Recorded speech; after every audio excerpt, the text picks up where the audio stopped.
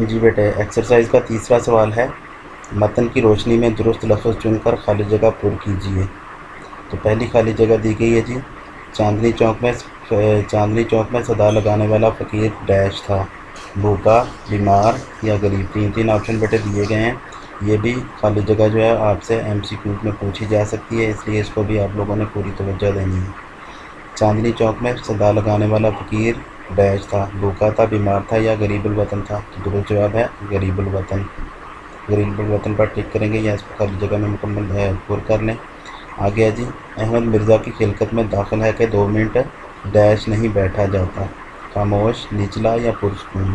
تو عبارت میں لفظ اس کے لیے نچلا استعمال ہوا تھا، تو آپ بھی نچلا لکھیں گے کہ احمد مرزا کی خلقت میں داخل ہے کہ 2 منٹ نچلا نہیں بیٹھا جاتا۔ آئیے اب اگلے صفحے کی طرف چلتے ہیں۔ اگلے صفحے پر بیٹے سوال دیا گیا ہے جی کہ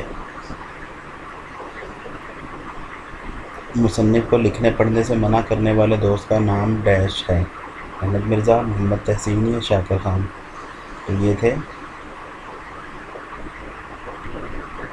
شاکر خان صاحب۔ تھرڈ آپشن پہ آپ ٹک کریں گے، شاکر خان صاحب خالی جگہ میں فل کریں گے۔ آگے خالی جگہ جی، احمد نگر کے رئیس کا نام ڈیش ہے، شاکر خان، احمد علی یا طالب علی۔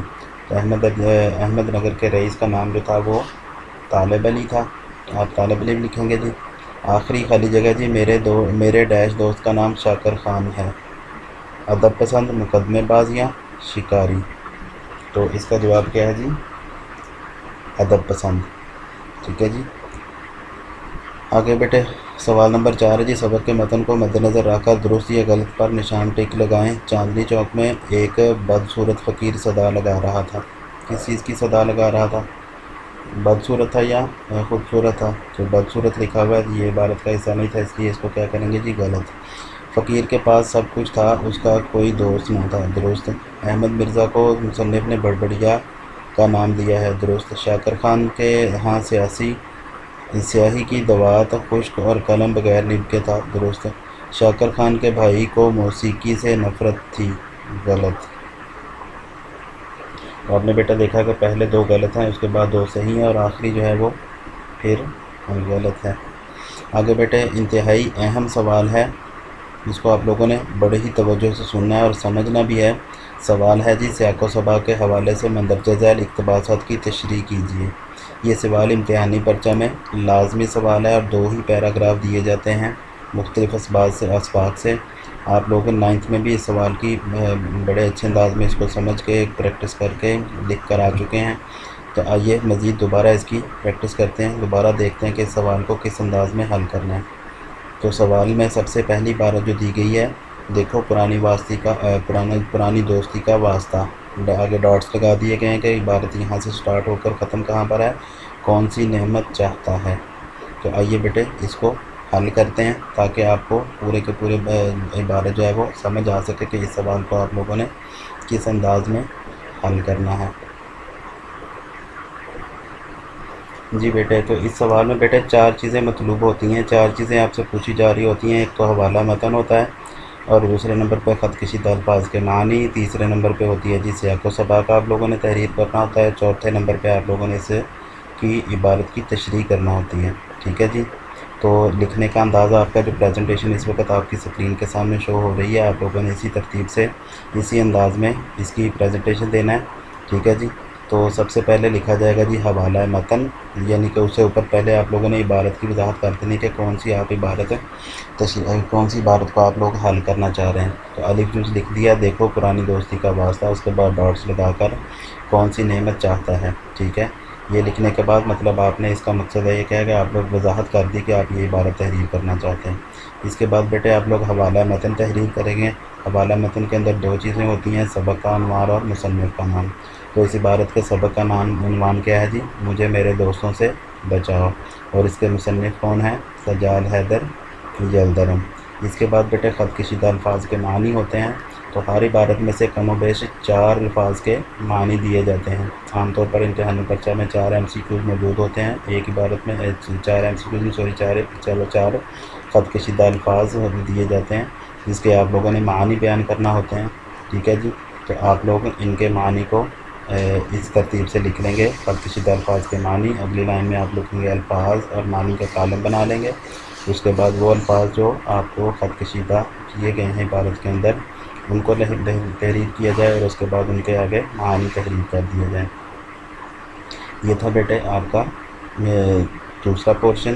تیسرا پورشن اس سوال کا کیا ہے, آئیے اس کی طرف چلتے ہیں.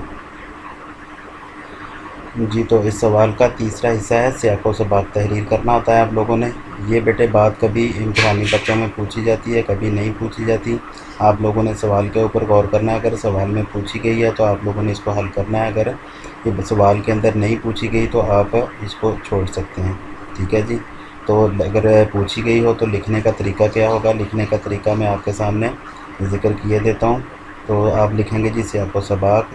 اس حصے میں بیٹے دو چیزوں کا آپ لوگوں نے خصوصیت سے ذکر کرنا ہوتا ہے کہ وہ پیراگراف کس حصے سے لیا گیا ہے اور اس سے قبل کیا بات چل رہی تھی اور اس کے بعد کیا ہے. کہ جو پیراگراف کتاب میں پیپر میں دیا گیا ہے اس سے پہلے سبق میں کیا بات چل رہی تھی اور اس کے بعد کیا تھی. یہ دو چیزیں جو ذکر کریں گے تو اس کو آپ سیاق و سباق کے نام سے تعبیر کریں گے. تو اس کو لکھنے کا انداز ہے جی سیاق و سباق آپ مارکر سے لکھ کر آگے لکھیں گے جی تشریح طلب اقتباس اردو کی درسی کتاب کے سبق مجھے میرے دوستوں سے بچاؤ کے تقریباً ابتدائی حصے سے لیا گیا ہے.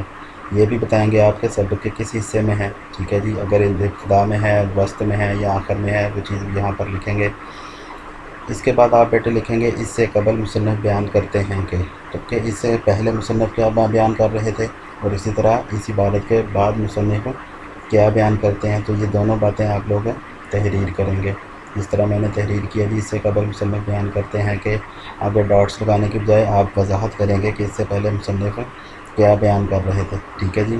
اور اسی طرح جب وہ بات پوری ہو جائے تو اس کا بعد کی بات ذکر کریں گے کہ اس پیراگراف کے بعد مصنف یہ بتاتے ہیں کہ بعد اس پیراگراف کے مصنف نے کیا ذکر کیا ہے. تو پہلے اور بعد کا ذکر کر دینا یہ کیا کہلاتا ہے, سیاق و سباق کہلاتا ہے. اس کے بعد بیٹے اس عبارت کا اس سوال کا انتہائی اہم پورشن جو ہے, اہم حصہ ہے تشریح. 2 نمبر کی یہ تشریح بیٹے امتحانی پریکشا میں پوچھی جاتی ہے اور آپ لوگوں نے اس کو لکھنے کا انداز یہ اپنانا ہے کہ آپ لوگ سب سے پہلے مصنف کے متعلق کچھ 1-2 لائن تحریر کر دیں کہ مصنف کس علم کے اندر ماہر تھے, کیا کیا ان کا مزاج تھا, ان کی تحریر کیسی ہوا کرتی تھی.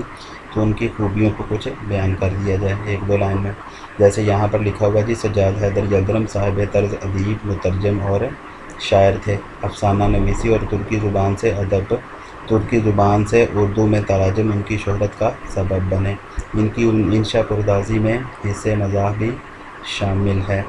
اس طرح بیٹا یہ الفاظ لکھ کے تو اس کے بعد آپ لوگ تشریح کریں گے جی کہ تشریح طلب عبارت میں مصنف بیان کرتے ہیں کہ اب وہ آپ بیان کرنا شروع کریں گے. تشریح طلب عبارت میں مصنف بیان کرتے ہیں کہ مثلاً اگر ہم لوگ مزید آگے کچھ تحریر کرنا چاہیں تو کیسے لکھیں گے. اسی عبارت کو اگر دیکھ لیا جائے تو اس کے مطابق ہم لکھیں گے جی مصنف کہتے ہیں کہ میں نے فقیر کو دیکھا اور اس کا اپنی حالت سے موازنہ کیا تو مجھے فقیر پر رشک آیا کہ اس کا کوئی دوست نہیں. ٹھیک ہے جی. کہ اس کا کوئی دوست نہیں جو پیسے اس کا کوئی دوست نہیں وہ جو پیسے بھیک مانگ کر حاصل کرتا ہے وہ اس کی ملکیت ہوتے ہیں. کوئی اس کے پاس آ کر یہ نہیں کہتا کہ میں تمہارا بہت پرانا دوست ہوں اور اس دوستی کو نبھاتے ہوئے میری مدد کرو. اس وقت مجھے پیسوں کی ضرورت ہے, مجھے تھوڑا سا روپیہ بطور قرض دے دو. ٹھیک ہے. اس کا کوئی دوست ہی نہیں تھا تو اس سے قرض کون مانگتا. وہ اپنی مرضی سے اپنی زندگی گزار رہا تھا. ٹھیک ہے. اس طرح بیٹے آپ اصل عبارت کو دیکھتے جائیں گے اور اپنی عبارت کو بڑھاتے جائیں گے, اپنی تشریح کو بڑھاتے جائیں گے. اور یہ یاد رکھیے کہ تشریح جو ہے آپ کی 8 سے 10 لائن تک مکمل ہو جانی چاہیے. 8 سے 10, 10 سے 12. اس سے اوپر بیٹے بیجا طوالت جو ہے تشریح کے اندر وہ بھی درست نہیں. ٹھیک ہے جی. تو یہ تھا بیٹے آپ کا ایکسرسائز کا سوال نمبر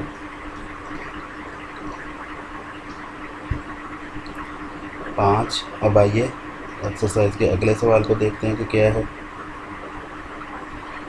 جی بیٹا سوال نمبر 6 ہے. اس سبق کا خلاصہ اپنے الفاظ میں لکھیے. تو سبق کا خلاصہ بیٹے آپ لوگوں نے اپنے الفاظ میں یاد بھی کرنا ہے اور اس کے لکھنے کی خصوصی طور پر پریکٹس کرنی ہے. بقیہ سوالات امید ہے آپ لوگ بیٹے حل کر لیں گے. اپنا بہت سارا خیال رکھیے۔ السلام علیکم ورحمۃ اللہ وبرکاتہ۔